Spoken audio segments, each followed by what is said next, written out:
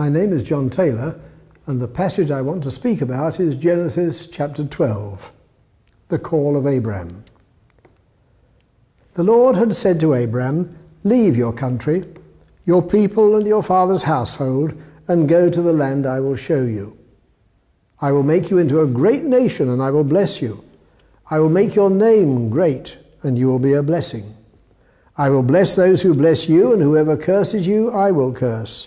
And all peoples on earth will be blessed through you." So Abram left as the Lord had told him, and Lot went with him.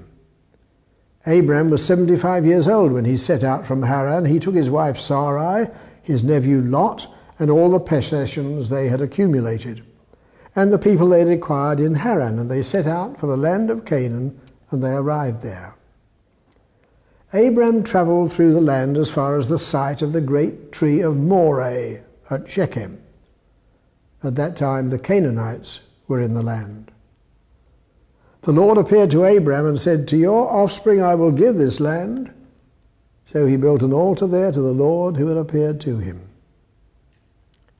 From there he went on towards the hills east of Bethel and pitched his tent, with Bethel on the west and Ai on the east. And there he built an altar to the Lord and called on the name of the Lord. Then Abram set out and continued towards the Negev.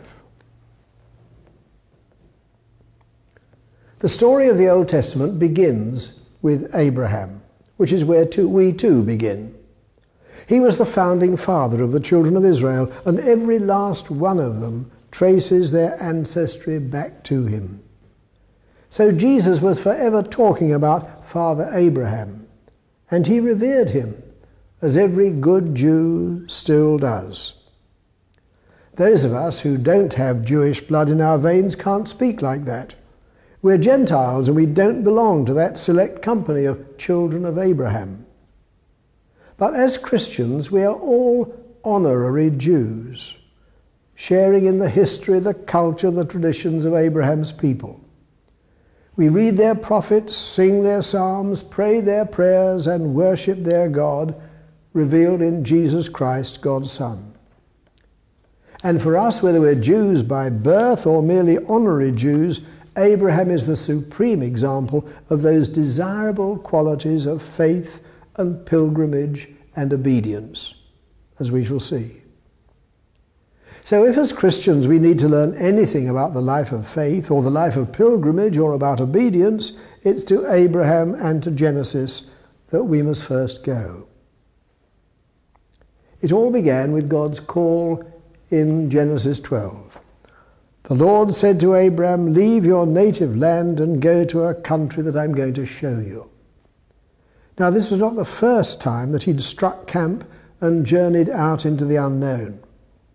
Under his father Terah, he'd already left Ur of the Chaldees behind and travelled up to the most northerly point of the parabola, which is the Fertile Crescent. But having got that far, his father appears to have called it off. Maybe he was tired and felt himself getting older by the day. Maybe he just lost his vision. At all events, he got as far as Haran in the far north, and there he stayed and settled down. And it was only when Father died that the call and the opportunity came again. And without a word of objection, Abram went. That's obedience. Say the word, Lord, and I will be on my way at once. Now, what constitutes a call? Hearing voices, seeing a vision, dreaming dreams. I admit that I'm not one for hearing voices, and I can't remember ever having had a vision. I do dream a bit, but usually in bed. But I do know what it is to have an inner compulsion, an urge, and I suspect that is how the word of the Lord came to Abraham. A mixture of desire and destiny and duty to God.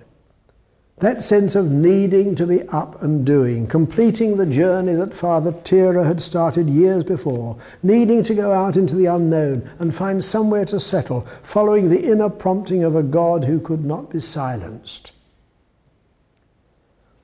So Abraham and his family packed their tents and left, taking nephew Lot with them. Was that a mistake? He certainly turned out to be a pain and a thorn in Abraham's side. The trouble was that he was the archetypal hanger-on who sponged on the family and contributed little to the enterprise. Families have them. Leaders have them too. Do you take them with you out of charity for their inadequacy, or leave them behind as parasites who really ought to stand on their own 2 feet? Abraham took the risk. After all, Lot was family, and that settled it for him. A man of faith can afford to be generous, even though it may prove costly.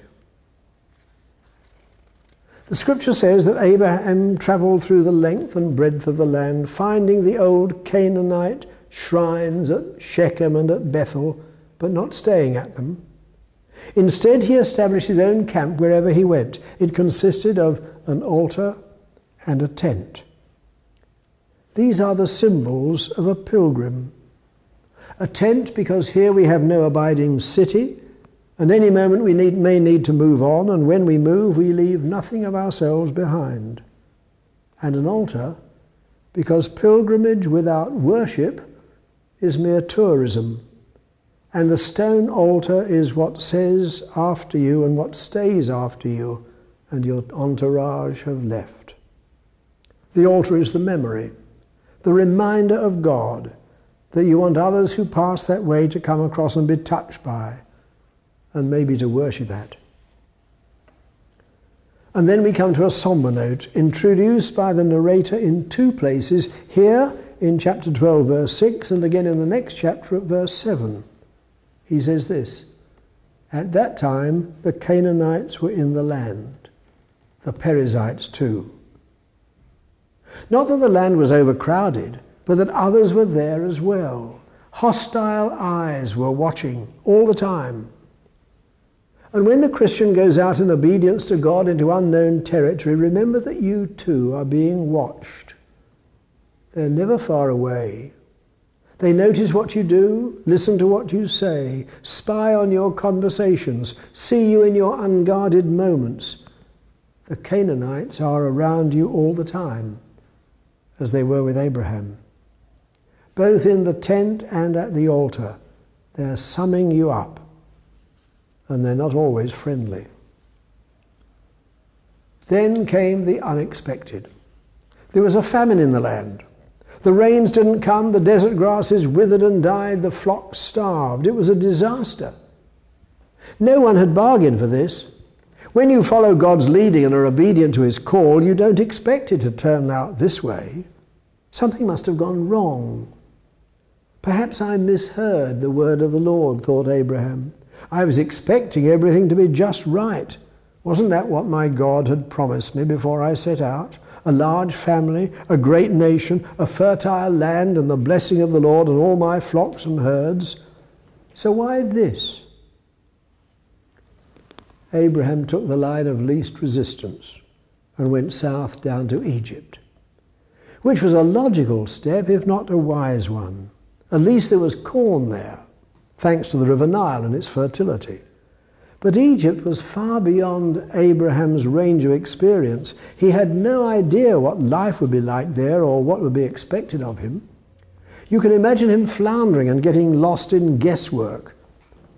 Attributing the worst of motives to his hosts, he cooked up with Sarah the half-truth about her being his sister and not his wife, so that her life would be spared, and look at verse 13, so that I will be treated well for your sake, and my life will be spared because of you.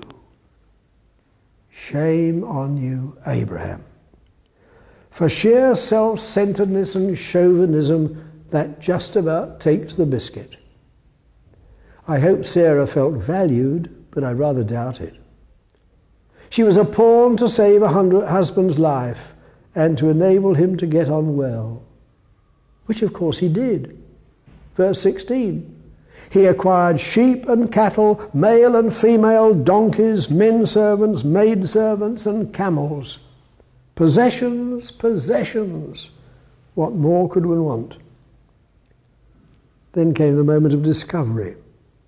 Something went seriously wrong in the Pharaoh's household, and suspicion fell on the latest addition to his harem, Sarah. The truth came out. Eventually it always does.